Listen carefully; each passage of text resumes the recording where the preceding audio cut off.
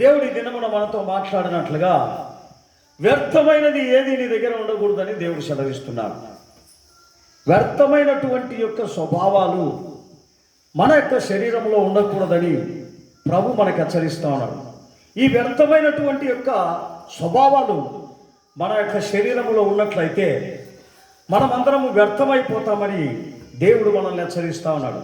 గనక మన కీర్తన 101:3 మనం చూసినప్పుడు, కీర్తన 101:3 నా కన్నుల ఎదుట నేను ఏ దుష్కార్యమును ఉంచుకొనను. భక్తి మార్గమున తొలగిన వారి క్రియలు నాకు అసహ్యములు, అవి నాకు అంటనివ్వను. గమనించండి ప్రియమైన వారులారా, భక్తిని ఎప్పుడైతే విడిచిపెట్టి ఈ లోకానుసారమైనటువంటి క్రియలు ధరించుకుంటారో అవి మనము అసహించుకోవాలా అంటున్నారు. అటువంటి యొక్క మనుషులను కూడా అసహించుకోవాలా అంటున్నారు. ఎందుకంటే భక్తిని విడిచిపెట్టినారు, నీతిని విడిచిపెట్టినారు, నిజాయితీని విడిచిపెట్టినారు, దేవుని యొక్క సత్యాన్ని విడిచిపెట్టి తిరిగి పాపంలోనికి వారు వెళ్ళినప్పుడు అటువంటి వారి క్రియలు ఎంత భయంకరంగా ఉంటాయంటే అంతా ఇంత కాదండి. అందుకని అటువంటి వారితో నాకు సహవాసమే ఉండకూడదు అని మరి ఈ యొక్క దావీదు మనకు చెప్తా ఉన్నాడు. గమనించండి ప్రియమైన వారులారా, అటువంటి యొక్క దుష్ట స్వభావాలు నీలో నాలో ఉండకోకుండా చూసుకోవాలని కూడా ఈయన ఈ వాక్యాల ద్వారా హెచ్చరిస్తున్నటువంటి యొక్క స్థితిగతులు అని మనం అనుకోవచ్చు. అదే 1 కొరింథీయులకు రాసిన పత్రికలో మనకు చెప్పినట్లుగా 15వ అధ్యాయం 33వ వచనంలో, 1 కొరింథీ 15:33 వచనం, దుష్ట సాంగత్యము ఏం చేస్తుందంట? మంచిగా మనము నడుచుకునేటువంటి వాళ్ళము దుష్టుల యొక్క సహవాసము మనం పట్టినట్లయితే మన యొక్క విశ్వాస జీవితాన్ని అంతా చెడిపేస్తుంది అంటాడు. మనలో ఉన్నటువంటి భక్తి కూడా చెడిపోతుంది అంటాడు. అందుకనే ఆ దుష్ట సాంగత్యాన్ని మనం ఎప్పుడు కూడా ఏం చేయకూడదు అంటున్నాడు దేవుడు. మనం దానితో సహవాసం చేయకూడదు, ఆ చెడును మన దగ్గరికి తీసుకొని రాకూడదు అని ప్రభు మనతో హెచ్చరిస్తున్నాడు. ప్రియమైన దేవుని బిడ్డ, ఈ చివరి దినాలలో మనం ఉన్నాం. ఎలాంటి యొక్క చివరి దినాలలో మనం ఉన్నాం గమనించండి. మనము అత్యధికమైనటువంటి యొక్క దేవుని యొక్క రాజ్యానికి పోయేటువంటి యొక్క చివరి దినాలలో ఉన్నాం. అందుకనే ఈ చెడు అనేది మీ యొక్క స్వాభావికంలో, మీ శరీరంలో ఏమాత్రము కనిపించకూడదు. ఇటువంటి యొక్క స్వభావం అని అదే కీర్తనకర్త మళ్ళా 5వ వచనంలో చెప్తాడు. 101:5 వచనంలో అదే కీర్తనకర్త అంటాడు, ఇటువంటి యొక్క ఏ దుష్ట స్వభావాన్ని నీ శరీరము లేకుండా చూసుకోవడమే ఈ చివరి దినాలలో మనకున్న పని, మనకున్న కర్తవ్యం, మనకున్నటువంటి నిరీక్షణ. దీని కొరకై మనం పాటలు పడాలా అంటాడు దేవుడు. దీని కొరకై మనము జాగ్రత్త పడాలి. నువ్వు జాగ్రత్తగా ఉండమంటాడు. చదువుదాం 1:5 వచనం, కీర్తన 101:5.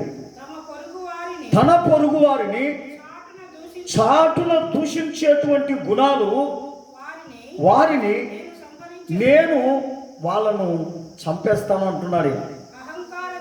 అహంకార దృష్టి కలిగినటువంటి వారిని, గర్వించిన హృదయం కలిగిన వారిని నేను ఏమాత్రము సహించను అంటాడు.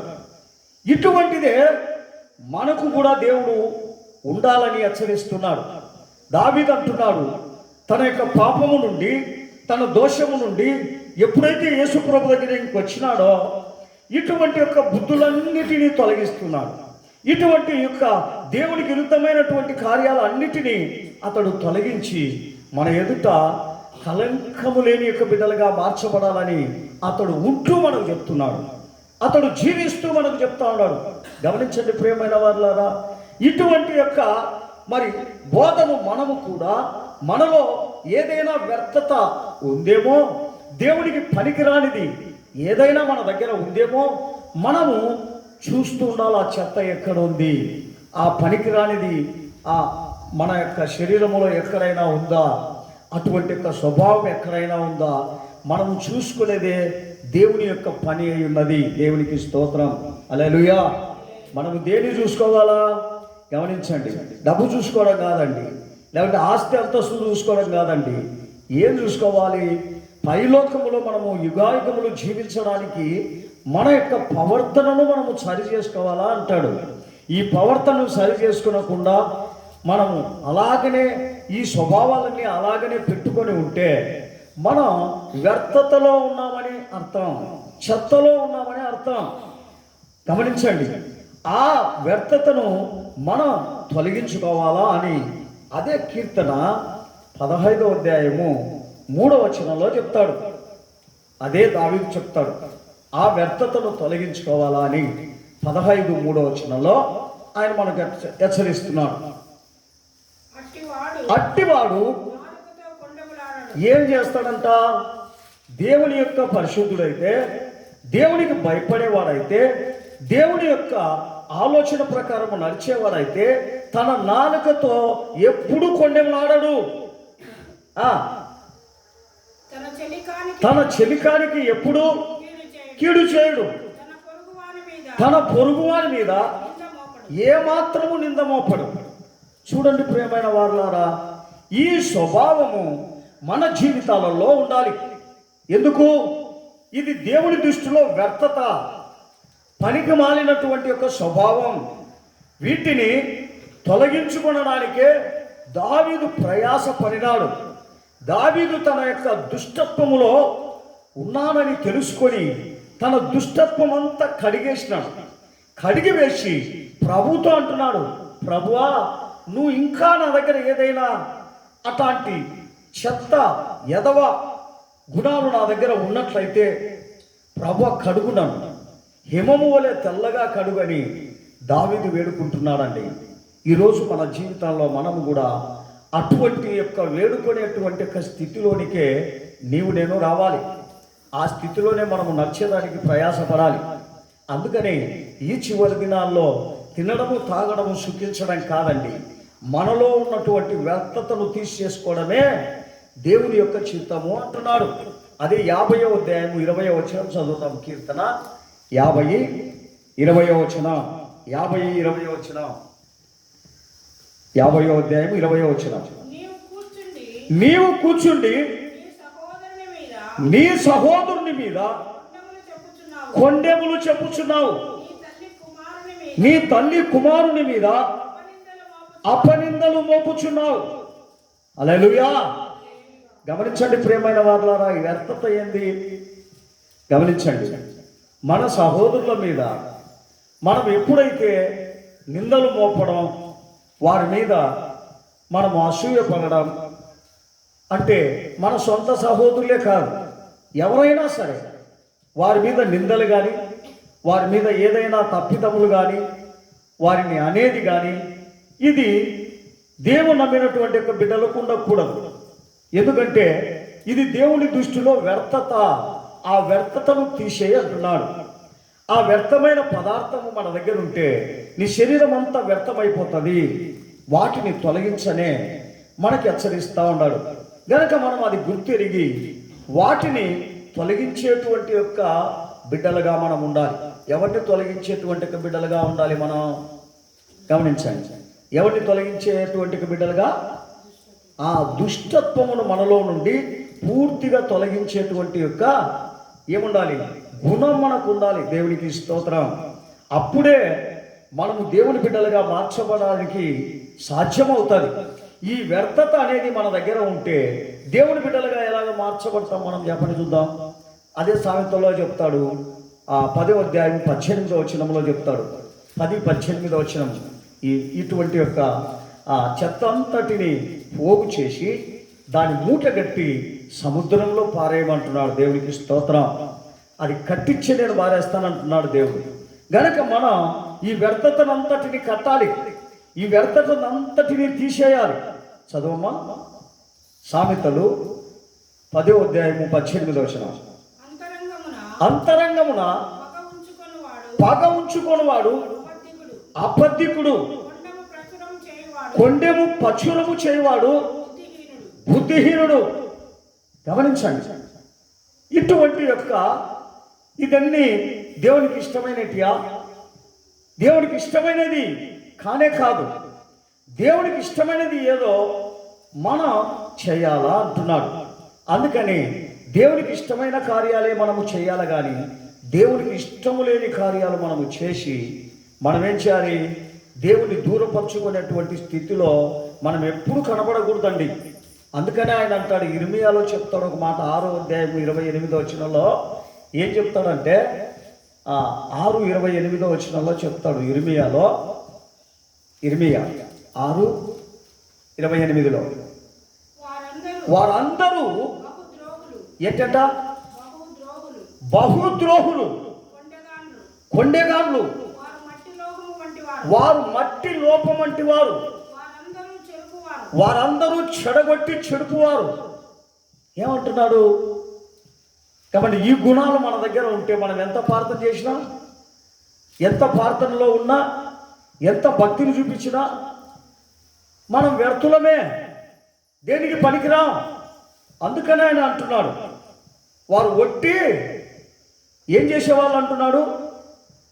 వాళ్ళ దగ్గర ఏ స్వభావం ఉంది? ఇటువంటి యొక్క దుష్ట స్వభావం వాళ్ళ దగ్గర ఉంది. ఈ దుష్ట స్వభావాన్ని మనం పూర్తిగా తీయాలని దేవుడు మనల్ని హెచ్చరిస్తూ ఉన్నాడండి. ఆ స్వభావాన్ని అలాగనే మనం పెట్టుకొని, మేము దేవుని పిల్లలము, మాకు దేవుడు సహాయం చేయలేదు, మమ్మల్ని కాపాడలేదు, మమ్మల్ని రక్షించలేదు అంటే చాలా మనము బుద్ధిపూర్వకంగా అనుకోవడమే కానీ, మరి బుద్ధి లేని వాళ్ళంగా మనం అనుకోవాలి, కానీ బుద్ధి ఉన్న వాళ్ళంగా మనం అనుకోకూడదు. ఎందుకంటే ఈ వ్యర్థత నీ దగ్గర ఉండి, దేవా నాకు సహాయం చేయి, నన్ను కాపాడంటే ఎలాగా? గమనించండి, ఈ వ్యర్థతను పూర్తిగా తీసేయాలా అంటాడు. దేవుని రాజ్యానికి ఈ భూమి మీద ఒకవేళ మనం బతకచ్చు, ఒకవేళ సహాయం చేయొచ్చు. గమనించండి, పరలోక రాజ్యానికి మనం సహాయపడవం. ఈ భూమి మీద సహాయపడతాం, ఈ భూమి మీద సాక్ష్యాలు చెప్తాం, ఈ భూమి మీద అన్ని నాకు మేలు జరిగిందని చెప్తాం, కానీ పరలోక రాజ్యానికి చేరలేదు. గమనించండి ప్రియమైన వాళ్ళ, కారణం ఏంటి? ఈ వ్యర్థత ఉంటే. ఎందుకు? ఈ వ్యర్థతను తీసేసుకుంటాడేమో అని దేవుడు మనకు సహాయం చేస్తూ ఉంటాడు. నువ్వు ఎన్నిసార్లు గద్దించినాను, ఎన్నిసార్లు చెప్పినాను, ఆ వ్యర్థతను తీసేసుకోకుండా ఉంటే దేవుడు ఏం చేస్తాడండి? దేవుడు ఏం చేస్తాడో మనల్ని మనం వ్యర్థతగానే చూస్తాడు. అందుకని ఈ దుష్టత్వంలో నుండి మనం బయటపడాలని చెప్పేసి దేవుడు మనకి వాక్యాలు హెచ్చరిస్తున్నాడు. నీలో ఉన్నటువంటి ఈ యొక్క దుష్టతనమును నువ్వు తీసేసుకోవాలా అని ప్రభు సెలవిస్తున్నారు. అదే కీర్తన 10:4లో చూసినప్పుడు, 10వ అధ్యాయం 4లో చూసినప్పుడు, 10:4లో చూద్దాం. కీర్తన 10:4లో 10:4 దుష్టులు పొగరెక్కి యెహోవా గురించి విచారణే చేయరు. చేయడని కొందరు దేవుడు లేడని వారు ఎల్లప్పుడూ యోచిస్తారు. గమనించండి, ఎవరు వాళ్ళు? దుష్టులు. గనుక ప్రియమైన దేవుని బిడ్డ, ఎందుకు వీళ్ళు ఎల్లప్పుడూ దేవుడు లేడని యోచిస్తారు చెప్పండి చూద్దాం. వాళ్ళు దుష్టతనములో ఉన్నారు గనుక ఇలాగ యోచిస్తారు. ఆ దుష్టత్వము నుండి వాళ్ళు మళ్ళిన ఎడల వాళ్ళు దేవుడు లేడని చెప్తారా? ఏం చెప్పలేదు.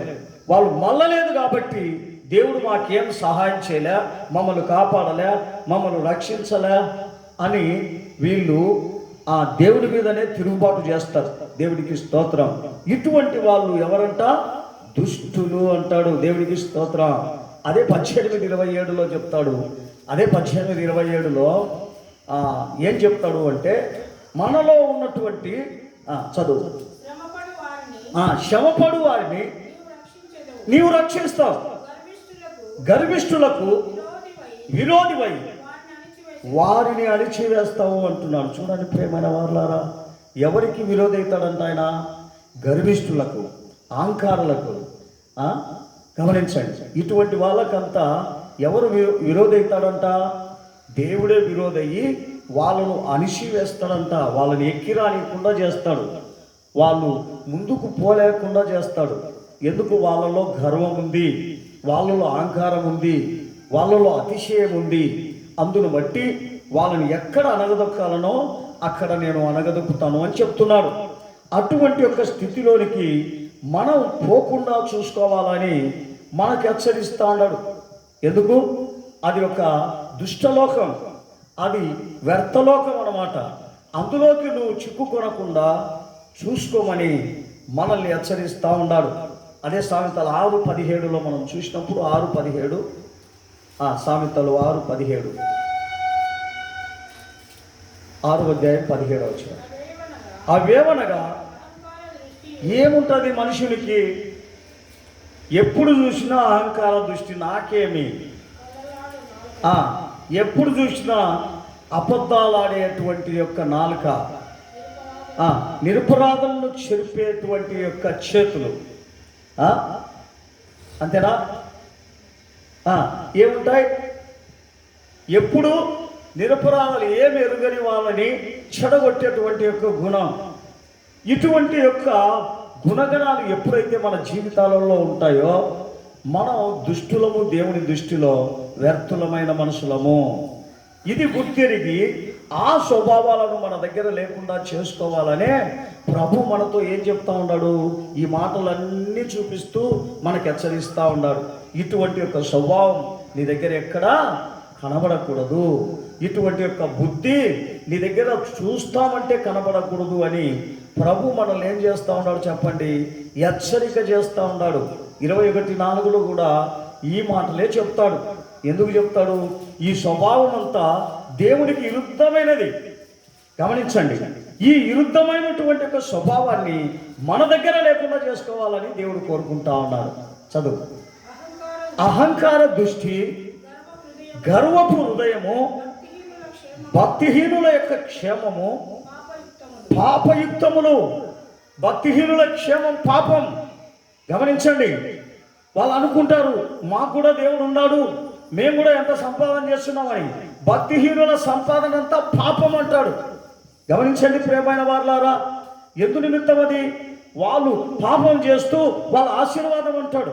గమనించండి, ఈ లోకంలో న్యాయం లేదు. జనులందరూ ప్రార్థనలకు పోతారు, అనేకమైన నమాజులు చేస్తారు, అనేకమైనటువంటి అన్ని చేస్తారు. కానీ వారిలో ఉన్నటువంటి దుష్టత్వమును మానలే, వారిలో ఉన్నటువంటి ఆ చెడుతనమును మానలే, తన సహోదరుని నాశనం చేసేటువంటి గుణాన్ని మానలే, తన యొక్క గుణములో ఉన్నటువంటి యొక్క దుష్ట ఆలోచనలు మానలే. కానీ అందరూ కూడా ఏం చేస్తారు? ప్రార్థనలో పోతుంటారు, నమాజులు చేస్తూ ఉంటారు, అనేక మంది పూజలు చేస్తూ ఉంటారు, అన్నీ చేస్తూ ఉంటారు. కానీ వాళ్ళల్లో ఉన్నటువంటి చెడుతనం ఎక్కడా ఆప్ చేసుకోకుండా వీటినన్నిటినీ చేస్తూ ఉంటారు. ఏ ప్రయోజనం అండి? నీ భక్తి ఊరికి అందరూ చూసేదానికి నేను ఉపవాసం ఉన్నా, నేను ప్రార్థన చేస్తూ ఉన్నా, నేను నమాజ్ చేస్తున్నా, నేను పూజ చేస్తున్నా అంటే సరిపోతుందా? గమనించండి, మనలో ఉన్నటువంటి ఒక స్వభావాన్ని మార్చాలని దేవుడు మనకి హెచ్చరిస్తూ ఉన్నాడు. అది మార్చకపోతే మనం చెత్తగానే దేవునికి కనపడతాం, కానీ మంచి పదార్థముగా కనపడము. అందుకనే ఆయన అంటాడు, సామెతలు 30వ అధ్యాయము 30:13 30:13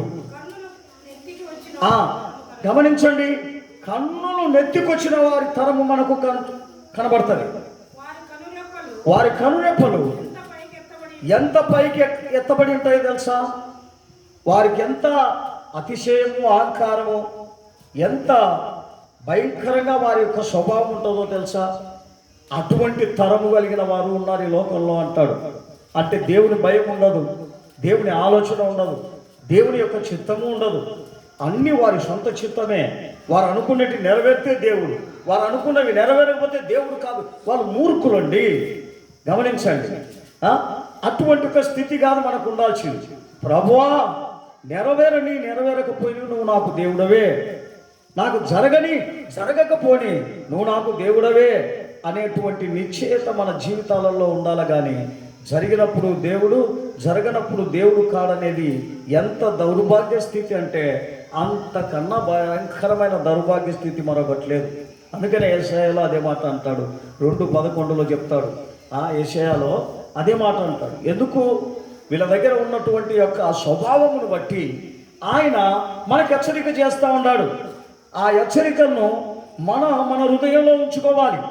ఆ హెచ్చరికను మన హృదయంలో ఉంచుకోనకపోతే ఏం ప్రయోజనం వస్తుందండి? దేనికి అది మనకు స్థిరపడుతుంది? గమనించండి. ఆ గర్వం, అహంకారము అది మన మీద ఏదో మనమే ఒక పెద్ద, ఏదో మనమే ఒక ఉన్నతమైన స్థితిలో ఉన్నట్లుగా ఫీల్ అవుతుంటాం. అది భయంకరమైనటువంటి యొక్క గుణం. ఆ గుణాన్నే మనం తీసేసుకోవాలా అంటాడు. చదవమ్మా, చదువు. నరుల అహంకార దృష్టి తగ్గింపబడుతుంది, మనుషుల గర్వము అణగదొక్కబడును. ఆ దినమున యెహోవా మాత్రమే ఘనత వహించును. గమనించండి, అటువంటి అహంకార దృష్టి, ఆ గర్వం అణగదొక్కబడుతుంది అంటాడు. గనుక మనలో ఇప్పుడే మనం దాన్ని తీసేసుకుంటే మనకి ఎంత బాగుంటుంది చెప్పండి చూద్దాం. ఇప్పుడే మనం దాన్ని పూర్తి తొలగించుకుంటే ఎలాగుంటుంది? ఎంత ఆనందంగా ఉంటుందో చెప్పండి. మరి ఆ రోజు ఆయన చేత మనం అణగదొక్కించుకునేటువంటి స్థితికి లేకుండా ఇప్పుడే వాటినన్నిటినీ మన దగ్గర లేకుండా తొలగించుకుంటే ఎంత ఆనందం, ఎంత మనోహరమో చెప్పండి చూద్దాం. అటువంటి స్థితిలో నువ్వు నేను కనబడాలని ప్రభు కోరుకుంటా ఉన్నాడండి. అదే కీర్తన 10వ అధ్యాయం 6వ వచనంలో కూడా ఇదే మాటలు ఆయన ఉచ్చరిస్తున్నాడు. నీలో ఉన్నటువంటి ఆ గర్వమే నీ జీవితాన్ని నాశనం చేస్తుంది. నీ యొక్క స్వభావాలు, నీ కుటుంబాన్ని, నీ పిల్లలను అందరినీ పాడు చేస్తుంది అని మనకు హెచ్చరిస్తూ ఉన్నాడు. కీర్తన 10వ అధ్యాయం 6వ వచనం, మేము కదల్చబడము, తరతరముల వరకు ఆపదనే చూడము అని వారు తమ మనసులో అనుకుంటారు. ఏమనుకుంటారు? మాకేమండి కొదవా, ఉద్యోగాలు ఉంది, ఏముంది మాకు, ₹1,00,000 జీతం వస్తుంది, మేమేమి గర్వం, వాని పిలిచాలా, వాని దగ్గరికి పోవాలా, అటువంటి యొక్క గర్వమే వారి జీవితంలో లాస్ట్కు అణగదొక్కబడుతుంది అంటాడు. 7వ వచనంలో చూస్తే, అదే 7వ వచనంలో చూస్తే, వారి నోరు ఏమితో ఉంది? శాపముతోను, కపటముతోను, వంచనతోను నిండి ఉన్నది. వారి నాలుక కింద ఏముంది? చేటును, పాపము ఉన్నది. గమనించండి ప్రియమైన వారులారా, ఇది ఈ లోకములో ఉన్నటువంటి యొక్క జనుల యొక్క స్వభావాలు, ఇటువంటి యొక్క గుణాలు. ఈ గుణాలనే దేవుడు తీసేయండి అంటాడు, వాటిని బొత్తిగా తీసేయండి అంటాడు. అది మన దగ్గర ఉన్నంత వరకు మనం ఏం చేస్తామో చెప్పండి చూద్దాం. మనము బలహీనులము, ఎవరము చెప్పండి, వ్యాధికస్తులము, అనారోగ్యం కలిగిన వాళ్ళము. ఎప్పుడు ఏది మన మీదికి వస్తుందో మనకు తెలియదు. అందుకని మనం దుష్టుల లెక్కలోనికి చేర్చుకోకుండా ఉండాలని ప్రభు మనతో హెచ్చరిస్తున్నాడు. గమనించండి, దుష్టులంటే ఎవరు చెప్పండి చూద్దాం. మరి దేవుని జ్ఞాపకం చేసుకోరు, దేవుని ప్రార్థన చేసుకోరు. దేవుడు మనతో ఏమంటున్నాడు అంటే, నా కుమారుడా, నా కుమార్తె, నీకు మధ్యాహ్నం ఒక రోగం వస్తుంది. గమనించండి, తర్వాత రాత్రి ఒక తెగుళ్ళు ఒకసారి రోగం వస్తుంది. ఈ రెండింటినీ నువ్వు తప్పించుకోవాలా దిన్నము. అందుకు వాటితో నువ్వు యుద్ధం చేయాలా అంటాడు. వాటితో నేనేంది యుద్ధం చేసేది, వాటితో నేనేంది పోరాడేది అని నువ్వు చెప్పచ్చు. ప్రియమైన దేవుని బిడ్డ, ఒక్కసారి ఆలోచన చేయి. నువ్వు పొద్దున్నే 4 గంటలకు లేచి దేవునికి మరి ప్రార్థన చేస్తున్నావా, స్తోత్రం చేస్తున్నావా? ఆ 4 గంటలకు లేచి ఆ పగులంతా కూడా వచ్చేటువంటి యొక్క మనకు ఆ తెగుళ్ళు కానీ రోగం కానీ రాకుండా ఉండాలని దేవుడు మనతో చెప్తా ఉన్నాడు. తర్వాత రాత్రి మరి మనం పండుకుంటాం. పండుకునే సమయంలో 1 గంట సేపు దేవునికి స్తోత్రం చేసి పండుకుంటే మరి మనకు అపవిత్రత ఏదీ ఉండదు, భయము ఏదీ ఉండదు. లేకపోతే కలలు వస్తాయి, లేకపోతే అనేకమైనటువంటి తెగుళ్ళు మన మీదకి వస్తాయి. ఈ రెండు మనం పొద్దున వచ్చే తెగుళ్ళను కాపాడుకోవాలి, రోగాలను కాపాడుకోవాలి, రాత్రి వచ్చేటువంటి భయమును తెగుళ్ళను కాపాడుకోవాలి. ఇది నువ్వు ఇస్పాషిగా ఉంటే సరిపోదు. పొద్దున 1 గంట, రాత్రి 1 గంట నువ్వు దేవునికి స్తోత్రం చేస్తేనే ఆ తెగుళ్ళు, ఆ భయంకరమైనటువంటి దరిద్రత నీకు రాకుండా పోతుంది. అందుకని అదే కీర్తనలో ఆ మాట చెప్తా ఉన్నాడు. 91లో అంటాడు, ఆయన అంటాడు, ఏం చెప్తాడు అంటే, మరి నీలో ఉన్నటువంటి యొక్క ఆ దుష్ట స్వభావాలను నువ్వు తీసేయాలా అంటాడు. ఏ స్వభావం? రాత్రి వేళ కలుగు భయంకైనను, పగటి వేళ ఎగురు బాణముకైనను, చీకటిలో సంచరించు తెగుళ్ళకైనను, మధ్యాహ్నమందు పాడు చేయు రోగములకైనను నీవు భయపడకుండా ఉంటావు. ఏం చేస్తే చెప్పండి? 4 గంటలకు లేచి 1 గంట దేవునికి స్తోత్రం చేస్తే, తర్వాత పండుకునేటప్పుడు 1 గంట దేవునికి స్తోత్రం చేసి పండుకుంటే, రాత్రి వచ్చే తెగుళ్ళు, మరి పగులు వచ్చేటువంటి రోగాలు మనకు రాకుండా పోతాయి. అందుకొరకు మనం సిద్ధపడాలి. ఈ సిద్ధపడి మనం ఏం చేసే వాళ్ళంగా ఉండాలా? దేవుని మార్గంలో తెలుసుకొని వాటి ప్రకారము నివాసం చేసేటువంటి బిడ్డలుగా మనము మార్చబడాలి. అందుకొరకేనండి నన్ను ఎక్కడికి పిలిచినాడు చెప్పండి? దేవుని యొక్క సన్నిధానానికి పిలిచినాడు. వీటిని నేర్చుకొని మీలో ఉన్నటువంటి దుష్ట స్వభావాలన్నిటినీ తొలగించడానికే నన్ను పిలిచినాడండి. ఎందుకు పిలిచినాడు ఆయన? మనలో ఉన్న దేనిని తొలగించడానికి ఆయన పిలిచినాడు చెప్పండి చూద్దాం. ఏ దాన్ని తొలగించడానికి ఆయన పిలిచినాడు? మనలో ఉన్నటువంటి యొక్క దుష్టత్వం. చదువుదాము 52వ అధ్యాయం కీర్తన 2వ వచనం చదువుదాం. 2 నుండి 5 వరకు చదువుదాం. కీర్తన, మోసము చేయవాడా, వాడిగల మంగళ కత్తి వలె నీ నాలుక నాశనము చేయని ఉద్దేశించుచున్నది. మేలు కంటే కీడు చేయుటయే, నీతి పలుకుట కంటే అబద్ధము చెప్పుటయే నీకిష్టం. కపటమైన నాలుక కలిగిన వాడా, అధిక నాశనకరమైన మాటలే నీకు ఇష్టం. కావున దేవుడు సదాకాలము నిన్ను అనగగొట్టును, నిన్ను పట్టుకొని ఆయన నీ గుడారములో నుండి నిన్ను పెళ్లగించును. సజీవుల దేశంలో లేకున్నట్లు నిన్ను నిర్మూలము చేయును. గమనించండి ప్రియమైన వారులారా, ఏ స్వభావం ఉంటే దేవుడు ఈ రీతిగా చేస్తానని చెప్తున్నాడు? ఇటువంటి యొక్క దుష్ట స్వభావము నీలో నాలో ఉండకుండా చూసుకొనడానికే నన్ను ఎక్కడికి పిలిచినాడు చెప్పండి?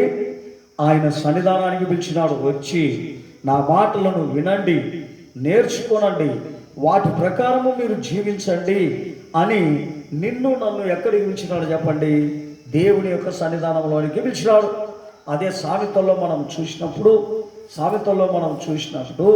6వ అధ్యాయము 16వ వచనం చూసినప్పుడు 16 చూద్దాం. 16 యెహోవాకు అసహ్యమైనవి. గమనించండి ప్రియమైన వారులారా, 6 యెహోవాకు అసహ్యమేటి కలవు, 7 ఆయనకు అసహ్యమే. అవి ఏమనగా అహంకార దృష్టియు, కల్లలాడు నాలుకయు, నిరపరాధులను చంపు చేతులను, దురాలోచనలు ఆలోచించే హృదయమును, కీడు చేయుటకై త్వరపడి పరిగెత్తే పాదములను, లేని వాటిని పలుకు అబద్ధ సాక్ష్యములను, అన్నదమ్ములలో జగడము పుట్టించేటువంటి యొక్క వాడునై ఇటువంటి యొక్క గుణాలు మనకు ఉండకూడదు అని ప్రభు మనకు హెచ్చరిస్తున్నాడు.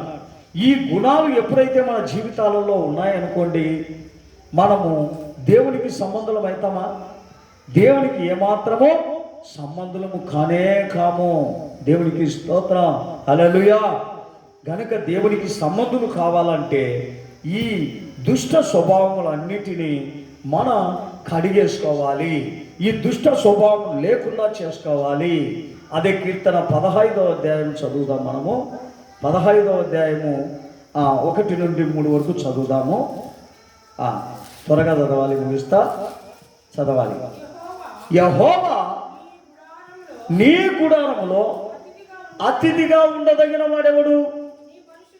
నీ పరిశుద్ధమైన పట్టణములో నివసింపదగిన వాడెవడు?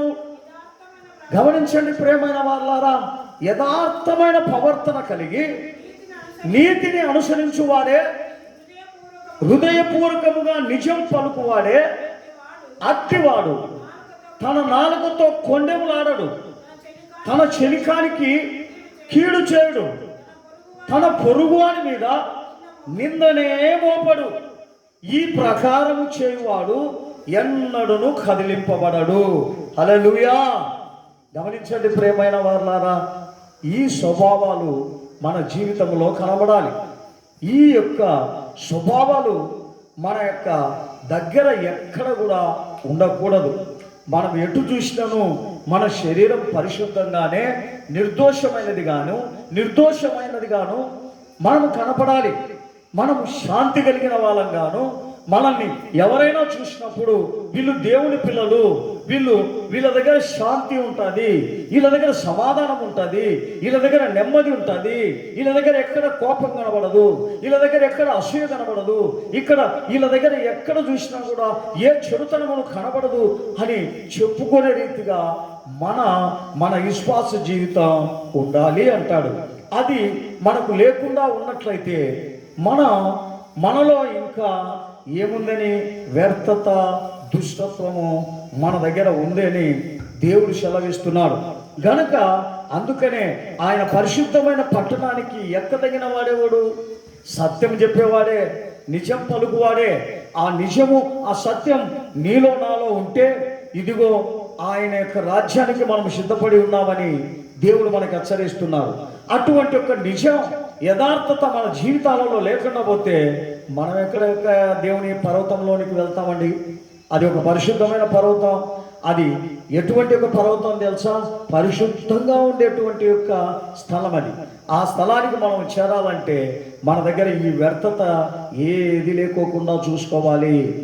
అదే కీర్తనలో చెప్తాడు, 24వ అధ్యాయము 3, 4, 2 వచనాల్లో చెప్తాడు కీర్తనలో, యెహోవా పర్వతమునకు ఎక్కదగిన వాడెవడు?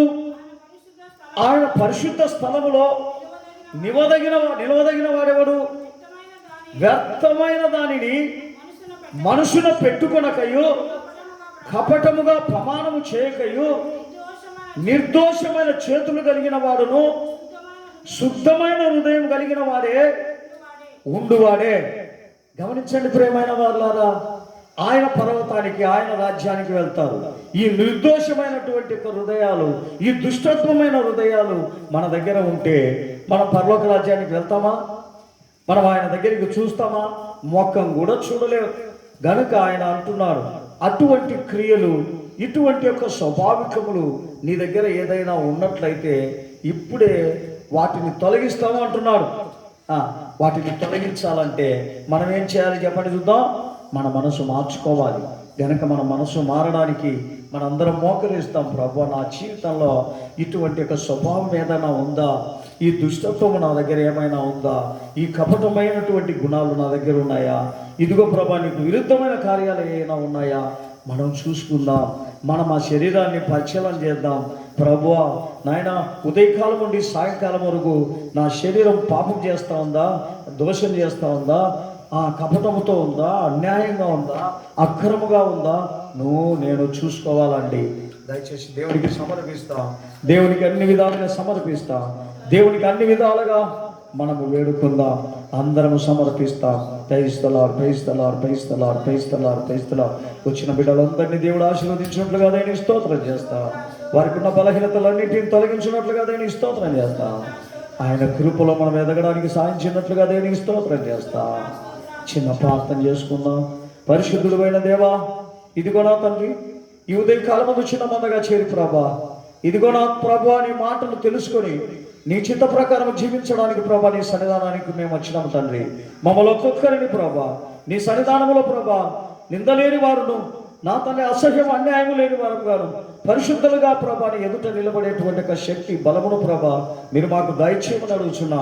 ఓ పరిశుద్ధులైన దేవా, మీ పరిశుద్ధమైన కృపలో మీ పరిశుద్ధమైనటువంటి ఆజ్ఞల తట్టు ప్రభా మా కన్నులు ఎప్పుడు చూస్తూ ప్రభా ఇదిగో నాయన ఆ పరిశుద్ధమైన పర్వతములకు అవును ప్రభా నిర్దోషత్వముతో మేము నిండాలా, నిర్దోషమైనటువంటి మనసు కలిగి నిర్దోషమైన శరీరము కలిగి ఉండాలని ప్రభా మీరు సెలవిస్తున్నారు. అటువంటి దీవెనలు ప్రభా కూర్చున్న బిడ్డలందరికీ మీరు అనుగ్రహించండి. త్వరలో రాబోతున్న ఆ నిత్య రాకట్లో నీ బిడ్డలందరినీ సిద్ధపరచమని మమ్మల్ని మేము తగ్గించుకుంటూ నీ దయగలిగిన హస్తానికి అప్పగిస్తున్నాం. యేసునామములో అడుగుచున్నాము తండ్రి, ఆమేన్. స్తోత్రం స్తోత్రం స్తోత్రం. నా ప్రాణమా యెహోవాను సన్నతించుము, నా అంతరంగన సమస్తమైన పరిశుద్ధ నామమును సన్నతించుము. నా ప్రాణమా యెహోవాను సన్నతించుము, ఆయన చేసిన ఉపకారములలో దేనిని మరొకము. అందరూ దేవునికి స్తోత్రం చేస్తాం. స్తోత్రం స్తోత్రం స్తోత్రం స్తోత్రం. హల్లెలూయా హల్లెలూయా హల్లెలూయా. అందరికీ స్తోత్రం. Praise the lord.